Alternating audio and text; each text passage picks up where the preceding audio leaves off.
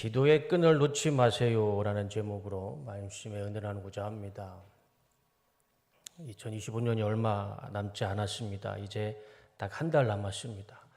한 달 동안 그동안 하지 못했던 기도를 마무리하는 한 달의 시간이 됐으면 좋겠습니다. 1860년에 노예 제도를 반대하던 아브라함 링컨이 미국 제16대 대통령 선거에 나옵니다. 그래서 당선이 돼요. 대통령이 당선이 됐기 때문에 이제 노예 제도가 해방이 될 줄 알았는데 사람이 기득권을 가지고 있다 보니까 그걸 놓지 못하는 겁니다. 그래서 노예 제도를 찬성하던 남부의 7개 주 사람들이 모여서 아브라함 링컨의 대통령 취임을 반대합니다. 인정하지 않게 돼요. 그래서 자기들끼리 또 나라를 세워서 대통령을 세웁니다. 그것이 제퍼슨 데이비스입니다. 그래서 미국은 말 그대로 남과 북으로 갈라지게 됐어요. 1861년 남부연합은 사우스캐롤라이나를 시작으로 미국 북부와 전쟁을 하게 됩니다. 그것이 그 유명한 미국의 남북전쟁이고 노예 전쟁의 시작이 됩니다. 노예 제도를 통해 부를 축적했던 북부군이 전쟁에서 남부군이 우위를 차지하게 됩니다.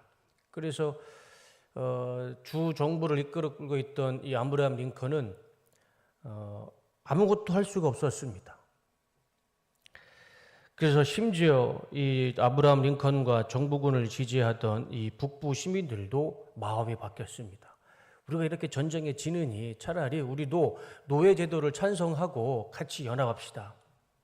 사람의 마음도 시민들의 마음도 바꾸기 시작했습니다.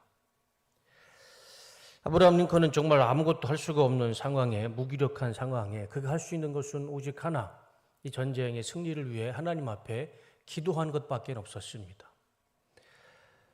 어느 날 아브라함이 관료들을 모아놓고 회의를 하는데 그런 이야기를 합니다. 나는 이 전쟁을 위해 하루에 몇 시간씩 하나님 앞에 기도합니다. 그 관료가 이렇게 얘기합니다. 대통령이 기도하니까 자기들도 기도하겠다고 이렇게 대답을 합니다. 대통령님, 우리도 마음을 모아 하나님이 우리 편이 되게 하도록 기도하겠습니다. 그러자 아브라함 링컨이 버럭 화를 냅니다. 그렇게 기도할 것 같으면 기도하지 마십시오. 하나님이 내 편, 하나님이 우리 편이 되게 해달라고 기도하지 마시고 우리가 하나님 편이 되게 해달라고 기도하십시오. 하나님의 편은 어디였을까요? 노예 제도를 찬성하는 남부에 있을까요? 아니면 노예 제도를 반대하는 아브라함 링컨과 북부에 하나님의 마음이 있었을까요? 당연히 하나님은 노예 제도를 반대하시는 쪽에 하나님의 마음과 뜻이 있었겠죠. 결국 이 전쟁에 하나님 편에 서 있었던 아브라함 링컨과 또 관료들과 이 북부의 시민들이 이 전쟁에서 이기게 됩니다. 그래서 미국은 흑인 노예 해방을 이루게 되죠. 아브라함 링컨의 삶과 업적을 보면 참 한 사람의 인간으로서 그 입장을 보면 참 존경스러울 만한 삶을 살아갑니다. 특별히 그 아브라함 링컨의 인생 가운데 우리가 주목해야 할 것은 그의 기도하는 삶이었습니다. 기도하는 삶. 아브라함 링컨은 대통령이었음에도 불구하고 절대 자신의 힘과 능력과 지혜를 의지하지 않았습니다. 오롯이 하나님의 힘과 능력과 지혜를 의지하며 기도하며 살았던 사람이 링컨이었습니다. 성경에도 비슷한 사람이 나오죠. 똑같은 왕이었고 대통령 위치에 있었던 사람이 있습니다. 누구일까요? 다윗입니다. 다윗도요, 왕으로서 자신의 힘과 능력과 권세와 지혜를 의지하지 않았습니다. 구약 성경을 보시면 특히 시편을 보시면 다윗이 얼마나만큼 하나님을 의지하고 하나님 앞에 기도했는지 이 시편 한 권을 보면 알 수가 있어요. 다윗은 절대 자신의 힘과 지혜를 의지하지 않았습니다. 하나님을 의지하고 하나님의 능력과 권세와 지혜를 구하며 살았던 사람이 다윗이었습니다. 링컨과 다윗을 비교하면 이 교집합이 생깁니다. 공통점이 생겨요. 무엇입니까? 아주 권력의 정점에 있었습니다. 아브라함 링컨도 대통령이었고 다윗도 왕이었습니다. 뭐 하나 부러울 게 없었어요. 그러나 그들은 그들의 삶 가운데 자신의 경험도 의지하지 않았고 능력과 권세와 지혜도 의지하지 않았습니다. 이 두 사람이 의지했던 것은 오직 하나님밖에 없었습니다. 하나님께 기도함으로 하나님의 능력과 권세와 지혜를 의지하며 살았던 사람이 아브라함 링컨과 다윗의 삶이었습니다. 우리도 누구보다 기도가 필요한 사람들입니다. 우리도 하나님 앞에 기도하지 않고 살 수 없는 연약한 사람들이죠. 우리도 링컨의 기도처럼 하나님이 내 편이 되게 해달라고 기도할 것이 아니라 내가 하나님 편이 되게 해달라 기도할 때 하나님께서 우리 삶 가운데 놀라운 은혜와 기적을 만들어 주실 줄로 믿습니다. 이길 수 없는 전쟁이라 할지라도 내 힘으로 할 수 없는 상황이라 할지라도 링컨이 하나님이 내 편이 되게 아니라 내가 하나님 편이 되게 해달라고 기도했을 때 하나님이 그 전쟁을 이기게 해주셨습니다. 우리도 하나님이 내 편이 되게 아니고 내가 하나님 편이 되게 해달라고 기도했을 때 하나님의 뜻을 우리 삶 가운데 이루시고 우리 삶 가운데 기적을 베풀어 주실 줄로 믿습니다. 기도는 반드시 응답을 받습니다. 생각해보면 우리가 죄와 욕심과 탐욕을 기도하지 않을 거라면 하나님이 우리의 기도를 응답하지 않을 이유는 하나도 없습니다. 이건 제 이야기도 아닙니다. 마가복음 11장 24절 말씀을 보시면 성경에도요 예수님이 이렇게 약속하셨습니다. 다 같이 읽어보겠습니다. 시작.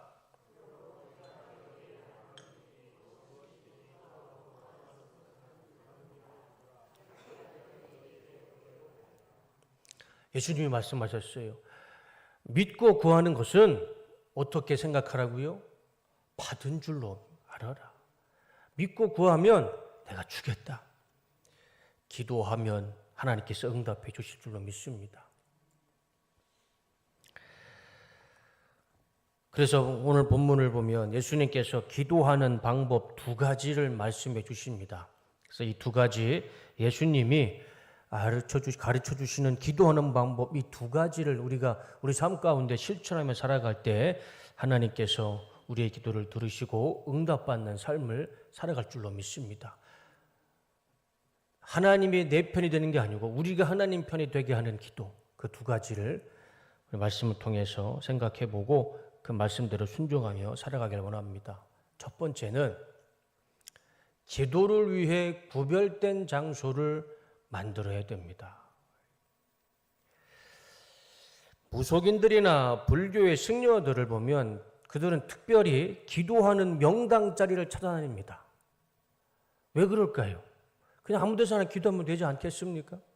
근데 참 이상하게 이 무속인들과 불교 승려들은 아무 데서나 기도하지 않아요. 꼭 특별하게 아주 기도하는 명당 자리 그런 곳을 전국을 누비면서 그런 기도할 자리를 찾아다닙니다. 왜 그럴까요? 그들이 특별한 아무런 이유 없이 그러지는 않을 겁니다. 특별한 이유가 있을 겁니다. 무속인들이나 승려들도 그들도 신을 믿죠. 안타깝지만 그들이 믿는 신은 하나님은 아니죠. 우상이고 귀신들입니다. 아무 쓸모없는 귀신들이지만 거기에도 분명 영적 세계가 있습니다. 영적인 세계가 있어요. 성경에도 귀신들이 수없이 나옵니다. 심지어 예수님은 이 사탄에게 시험을 받으셨어요.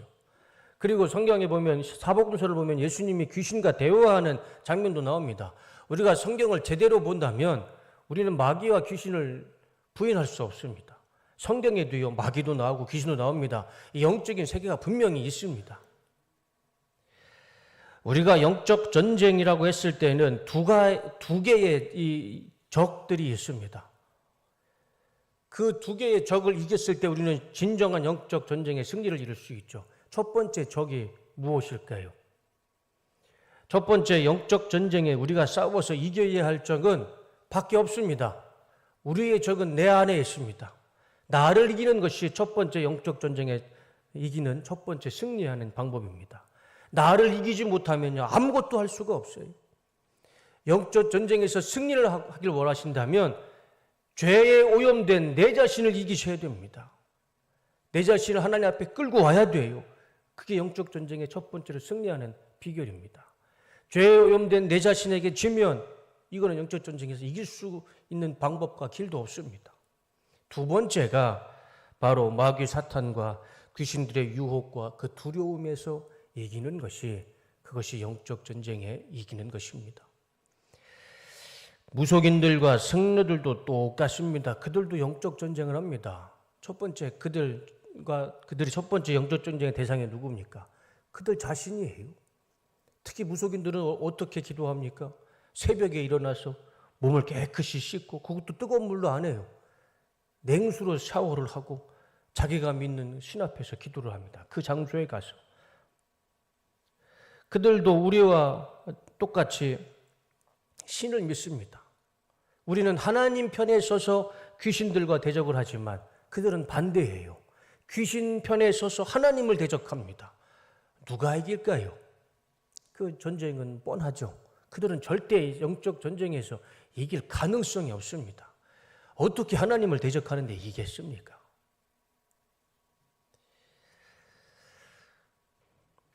그들도 그들만의 영적인 세계가 있습니다. 그리고 오히려 그들은 더 영적 세계를 강조합니다. 그래서 그들은 아무 데서나 기도하지 않습니다. 그들이 기도할 때 꼭 특별한 장소, 특별한 시간을 정해서 기도를 한다는 것이죠. 오늘 본문에 예수님도 똑같이 말씀하십니다. 너희들은 기도할 때 아무 데서나 기도하지 말고 특별한 장소를 정해놓고 거기에서 기도해라. 거기가 어디죠? 오늘 본문 마태복음 6장 6절을 다시 한번 보겠습니다. 다 같이 읽겠습니다. 시작. 너는 기도할 때에 내 골방에 들어가 문을 닫고 은밀한 중에 계신 내 아버지께 기도하라. 은밀한 중에 보시는 내 아버지께서 갚으시리라. 하나님께서요 갚아주신답니다. 응답해 주신답니다. 그런데 어디에서 기도할 때요? 골방에 들어가서 문을 닫고 기도할 때 특별한 장소입니다. 예수님은 아주 특별한 장소, 골방이라는 장소를 지목해 주셨어요. 내려주세요. 아무 데서나 회당에 가서 기도해라, 길거리에서 기도해라 하지 않으시고 골방에 들어가서 은밀하게 들으시는 하나님께 기도해라. 그러면 하나님이 들으시고 갚아주실 것이다. 골방이 어디일까요? 골방. 골방은 헬라어로 보면 타메이온이라는 단어입니다. 그 뜻은 안방입니다. 밀실이에요. 은거를 위한 장소입니다. 말 그대로 혼자 있는 방, 아주 비밀스러운 방, 은밀한 장소, 그것이 바로 골방입니다. 이 혼자 있고 은밀하고 비밀한 장소에 가면 조용히 하나님을 집중할 수가 있습니다. 하나님만 주목할 수가 있어요. 우리가 통성 기도하면 많은 소리가 들리죠. 통성 기도를 통해서 하나님을 집중할 수도 있지만 혼자 조용히 있는 곳보다는 더 집중할 수가 없죠. 우리가 하나님을 깊이 묵상하고 또 하나님과 깊은 대화를 하기 위해서는 이렇게 조용한 곳, 혼자 은밀한 장소, 비밀한 장소, 그곳에서 하나님과 1대1로 독대하는 장소, 그 골방에 가서 기도를 하라. 그럼 하나님이 갚아주실 것이다 말씀해 주십니다. 예수님의 기도 생활을 보면 우리는 더 잘 알 수가 있습니다. 누가복음 5장 16절, 마가복음 1장 35절의 말씀을 보면 예수님의 기도하시는 패턴을 볼 수가 있습니다. 예수는 물러가서 한적한 곳에서 기도하시니라. 예수님은 사람들을 피해서요 한적한 곳에 기도하셨어요. 새벽 아직도 밝기 전에 예수님께서 일어나 새벽에 예수님이 가신 곳이 한적한 곳으로 가서 거기서 기도하시더니 예수님도 새벽에 일어나셔서 사람이 없는 한적한 곳에 가셔서 기도하셨어요. 이것이 예수님의 기도하시는 모습이셨고 그대로 제자들에게 말씀하시는 겁니다. 너희들은 한적한 곳 골방에 가서 기도해라. 예수님은 골방이 없으셨죠. 우리처럼 집에서 사신 분이 아니십니다. 3년 동안. 그래서 예수님의 한적한 곳에 가셔서 기도하셨습니다. 예수님의 한적한 곳이 바로 예수님의 골방이셨죠. 저에게도 골방이 있습니다. 저는 제 골방이 목양실입니다. 목양실. 목양실에서 앉아서도 기도하고 무릎 꿇고도 기도하고 서서도 기도하고 누워서도 기도하고 뭐 혼자 있는데 뭐 어떤 자세든 어떻겠습니까? 제가 편한 대로 소파에 앉아서 다리에 올려놓고 고개 들고 하나님 앞에 기도하기도 하고 그렇게 저는 제 골방은 제 목양실입니다. 올해 부활절에 거리 행진을 할 때 제가 들었던 십자가 그것을 제 목양실에다 걸어놨어요. 그리고 예배 시간 내려올 때마다 그 큰 십자가 앞에서 하나님 앞에 기도하고 내려옵니다. 하나님 오늘 예배 시간에 저를 사용해 주시옵소서. 저에게는 골방이 목양실이에요. 우리 성도님들도 기도의 골방을 찾으셔서 그 특별한 장소에서 하나님 앞에 기도하실 때 하나님께서 여러분들의 우리 성도님들의 기도를 그 마음의 소원을 다 갚아주실 줄로 믿습니다. 찾아보시면 곳곳에 골방이 분명히 있을 것입니다. 회사에서, 직장에서, 가정에서, 학교에서 내가 마음만 먹으면 내가 기도할 수 있는 특별한 장소, 골방을 찾아볼 수가 있을 것입니다. 정말 없다 싶으면 교회에 나오시면 우리 교회에서도요, 나 혼자 조용히 기도할 수 있는 장소가 얼마나 많은지 몰라요. 그래서 하나님, 우리 예수님께서 말씀하시는 것처럼 내가 하나님 앞에 은밀하게 기도할 수 있는 특별한 장소, 골방을 정하셔서 하나님께 기도하시는 우리 성도님들 삶이 되시기를 주님의 이름으로 축원합니다. 골방에서 은밀하게 들으시는 하나님께서 우리의 기도를 들으실 것이고 그 골방에서 기도할 때 하나님이 내 편이 되는 것이 아니라 우리가 하나님 편이 돼서 하나님은 우리 삶 가운데 은혜와 기적을 베풀어 주실 줄로 믿습니다. 두 번째는 중언부언하지 않기 위해 성경을 보며 기도하자입니다. 중언부언. 7절 말씀을 다시 한번 보시면 또 기도할 때에 이방인과 같이 중언부언하지 말라. 그들은 말을 많이 하여야 들으실 줄 생각하느니라. 중언부언. 중언부언의 뜻이 무엇일까요? 정확한 뜻은 바톨로게오라는 단어입니다. 한마디로 반복하는 말이에요. 반복하는 거예요. 계속 반복하는 거예요. 그런데 그냥 반복하는 게 아니고 의미 없는, 무익한, 쓸데없는 말을 반복하는 것. 그것이 바톨로게오. 이것이 중언부언의 뜻입니다. 그러니까 내가 의미도 없고 무익하고 쓸데없는 말을 계속 하나님 앞에 기도하는 거예요. 반복하면서. 그것이 중언부언입니다.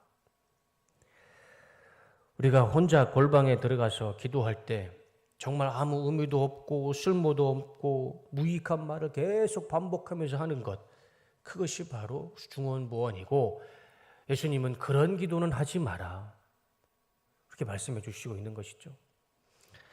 우리가 골방에서 혼자 기도할 때 이제 그런 경험을 많이 하게 됩니다. 혼자 기도하면 하나님과 깊은 대화를 할 수도 있고 또 하나님 앞에 집중할 수 있어요. 그런데 맹점이 있어요. 하다 보면 분명히 나는 기도를 하고 있는데 어느 순간 내 생각과 마음이 삼천포로 빠져 있습니다. 분명히 나는 기도를 하러 혼자 조용히 있고 하나님께 기도하고 있는데 내 입술은 기도하고 있는데 내 생각과 마음은요 저기 달나라에 가 있습니다. 안드로메다에 가 있어요. 근심 걱정이 밀려오고 나를 괴롭히는 원수가 생각이 나서 그 사람을 어떻게 복수를 해야 되나 별의별 생각이 다 듭니다. 그런데 기도는 하고 있어요. 그럴 때 그것이 중언부언인데 그럴 때 기도를 잠시 멈추고 그 순간에 하나님 말씀 성경을 읽는 것입니다. 중언부언하지 말고 그 쓸데없이 의미도 없고 무익한 기도를 계속 하지 말고 그런 생각이 들면 성경책을 읽고 성경을 읽는 것입니다. 성경을 볼 때 인간적인 생각은 다 사라집니다. 성경을 볼 때 내가 다시 하나님을 집중하게 되는 은혜가 나타나게 됩니다. 그리고 그 말씀을 붙잡고 다시 기도하면요, 기도에 힘이 실립니다. 말씀을 붙잡고 기도하면 그 기도에 힘이 실립니다. 내가 좋아하는 구절 많이 있잖아요. 성도님들이 좋아하시는 구절, 그 구절을 붙잡고 기도하면요, 다른 생각 들지 않습니다. 그냥 그 말씀 붙잡고 기도하면 기도에 힘이 생깁니다. 기도에 능력이 생깁니다. 만약 그 자리에 성경이 없다면 다른 방법이 있어요. 하나님을 찬양하는 것입니다. 내가 좋아하는 찬양, 내가 즐겨 부르는 찬양을 부르면서 그 중언부언하는 기도를 멈추시고 말씀을 보며 찬양을 보며 다시 하나님께 집중했을 때 그곳에서 하나님께서 우리의 기도를 들으시고 은밀한 중에 우리의 기도를 들으시고 우리의 기도와 우리의 사정을 갚아주실 줄로 믿습니다. 조엘 오스틴 목사님이라고 긍정의 힘정이라는 책을 기록한 목사님이 있죠. 아마 많은 분들이 읽으셨을 겁니다. 그분의 신학 또 그분의 설교를 굉장히 비판하고 비난하는 분도 있습니다. 사람이 이야기하는 것이기 때문에 다 맞을 수는 없죠. 제가 이 자리에서 설교한다고 제 이야기가 다 맞을 수는 없습니다. 제가 하는 이야기가 다 맞을 수는 없지만 제가 전하는 성경만큼은 틀림이 없겠죠. 그러니까 사람의 말은 다 맞을 수 없습니다. 조엘 오스틴 목사도 일부분은 틀릴 수는 있지만 전체가 틀리지는 않아요.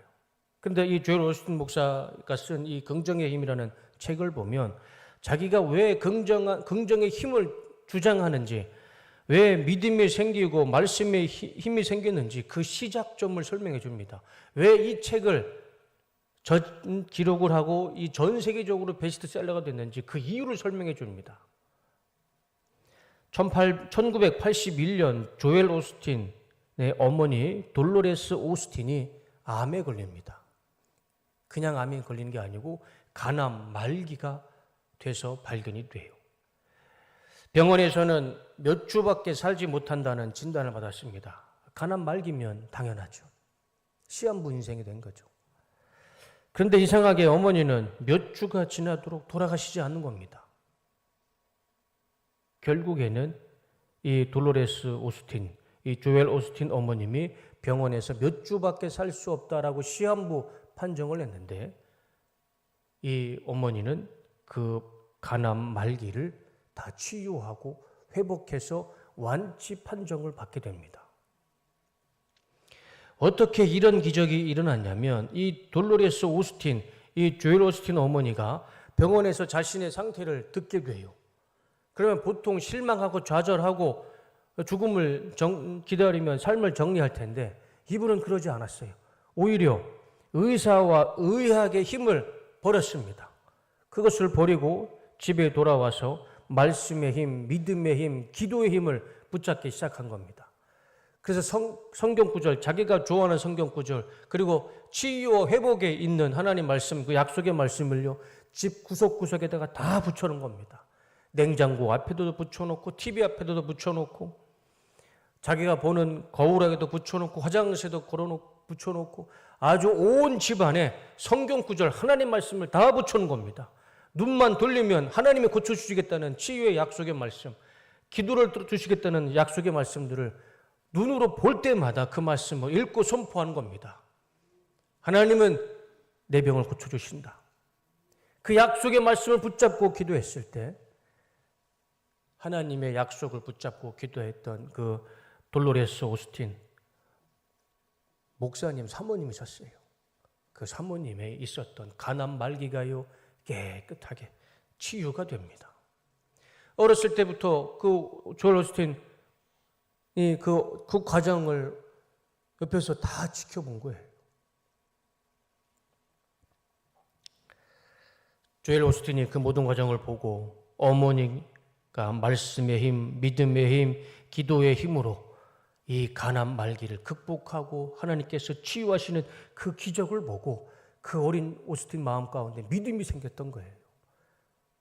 그게 바로 긍정의 힘이라는 책으로 나온 것이죠. 긍정의 힘이 아니라 사실은 믿음의 힘이죠. 믿음의 힘. 우리도 기도할 때 말씀을 붙잡고 기도하길 원합니다. 중언부언할 거 없어요. 내 생각 가지고 내 이성 가지고 그렇게 중언부언할 것 없이 내 마음 가운데 내 생각에 그런 인간적인 생각이 들게 되면 딱 기도를 멈추시고 하나님 말씀 붙잡고 그 말씀 붙잡고 기도할 때 말씀의 능력, 믿음의 능력, 기도의 능력은 우리 삶 가운데 나타날 줄로 믿습니다. 오늘 본문 말씀 다시 한번 보여주시면 오늘 본문의 말씀도 분명 말씀의 능력이 있습니다. 이 말씀 붙잡고 기도하기를 원합니다. 우리가 골방에 들어가서 중언부언하지 않고 기도했을 때 하나님께서 어떻게 약속하십니까? 내 아버지께서 갚으시리라. 하나님께서요 갚아주실 것입니다. 응답해 주실 것입니다. 설교를 마치겠습니다. 힘들고 고단한 인생 가운데 기도의 끈을 절대 놓지 마시고 살아가시기를 주님의 이름으로 축원합니다. 기도하는 삶 가운데, 기도하는 성도의 삶 가운데 하나님은 반드시 은혜와 기적을 베풀어 주십니다. 집에서, 직장에서, 학교에서, 어디에서든 오늘 이 시간부터 기도하는 골방을 찾으시길 바랍니다. 그리고 그곳에 가셔서 하나님 앞에 기도하실 때 중언부언하지 마시고 말씀 붙잡고 기도하실 때 하나님께서 반드시 갚아주실 것입니다. 돌로레스 어거스틴이 가난 말기에서 치유됐다면, 그것이 하나님 말씀으로 치유됐다면 우리도 할 수 있습니다. 우리도 똑같은 하나님을 믿고 하나님 말씀을 믿는 똑같은 성도입니다. 그 사람만 기적을 만드는 것이 아니라 우리 삶 가운데서도요 하나님의 기적은 나타날 수 있습니다. 기도하는 골방에서부터 하나님의 뜻은 세워질 것이고 내 삶 속에 하나님의 은혜와 기적과 축복은 반드시 나타날 줄로 믿습니다. 이런 놀라운 기도의 응답을 받는 우리 뚝섬교회 모든 성도님들이 다 되시기를 주님의 이름으로 축원합니다. 기도하겠습니다.